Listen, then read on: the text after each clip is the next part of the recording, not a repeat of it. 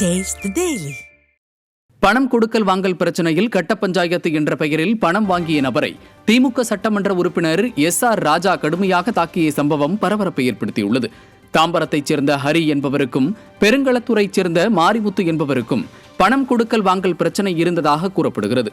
இதனால் திமுக முன்னாள் councillor Isaac மற்றும் திமுகவினருடன் மாரிமுத்து வீட்டிற்கு சென்ற ஹரி திமுக சட்டமன்ற உறுப்பினர் எஸ்.ஆர். ராஜாவிடம் சென்று சமரசம் செய்து கொள்ளலாம் என கூறி மாரிமுத்துவை வலுக்கட்டாயமாக அழைத்துச் சென்றிருக்கிறார். தாம்பரம் ரெட்டி தெருவில் உள்ள வீட்டில் மாரிமுத்துவை அரை நிர்வாணமாக்கிய எஸ்.ஆர். ராஜா கடுமையாக அடித்து துன்புறுத்தியும் இருக்கிறார்.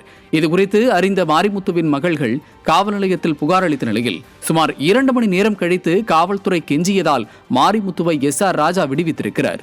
இந்த நிலையில் பணம் கொடுக்கல் வாங்கல் தொடர்பாக அளிக்கப்பட்ட புகார் மீது மட்டுமே காவல்துறையினர் விசாரிப்பதாகவும் தனது தந்தையை அடித்த எஸ்.ஆர். ராஜா மீது நடவடிக்கை எடுக்க காவல்துறை மறுப்பதாகவும் மாரிமுத்துவின் மகள்கள் வேதனை தெரிவித்துள்ளனர். திமுக சட்டமன்ற உறுப்பினர் எஸ்.ஆர். ராஜா கட்ட பஞ்சாயத்து என்ற பெயரில் அப்பாவி மக்களை மிரட்டி பணம் பிடுங்கி அராஜகத்தில் ஈடுபட்டு வருவதாக பொதுமக்கள் குற்றம் சாட்டியுள்ளனர். எங்கள் அப்பா பணம் கொடுக்க வேண்டியது அவங்க வீட்டுக்கு வந்து, சார் வாங்க நம்ம எம்எல்ஏ கூட வந்து காம்ப்ரமைஸ் பண்ணிக்கலாம், வாங்க பேசிக்கலான்ற மாதிரி கூப்பிட்டுருக்காங்க. அப்பா வந்து இல்லை ஃபஸ்ட்டு வேணான்னு சொல்லியிருக்காங்க. இல்லை காம்ப்ரமைஸாக சார் வேறு ஒன்றும் பிரச்சனை இல்லை வாங்கன்னு சொல்லி கூப்பிட்டதுக்கப்புறம் சரி ஓகே நீங்கள் அப்போ கூட எம்எல்ஏ ஆஃபீஸ் போகும்போது கூட நீங்கள் ஸ்டேஷன் கூட்டு போங்கன்னு எங்கள் அப்பா சொல்லியிருக்காங்க. ஸ்டேஷனுக்கும் கூட்டு போகாமல் இது எப்படி சார் இல்லீகலாக ஒருத்தவங்க மேலே வந்து கை வச்சிருக்காங்க. எங்கள் அப்பா கடிச்ச அடியில் அதாவது ஆகி செத்து போயிருந்தா யார் சார் பதில் சொல்கிறது? எம்எல்ஏ அடிச்சதையோ எங்கள் அண்ணா பாதிக்கப்பட்டதையோ வெளியே வரவே இல்லை. அந்த கம்ப்ளைண்டர் காசு கொடுக்கணும், நான் கொடுக்கணும்னு மட்டும் எழுதி வாங்கியிருக்காங்க, அதான் எழுதி கொடுத்துருக்காங்க. இதுக்கப்புறம் எங்கள் குடும்பத்துக்கோ எங்களுக்கோ எது உயிர் பேசினாலும் எம்எல்ஏ சார் பேர் என்னமா?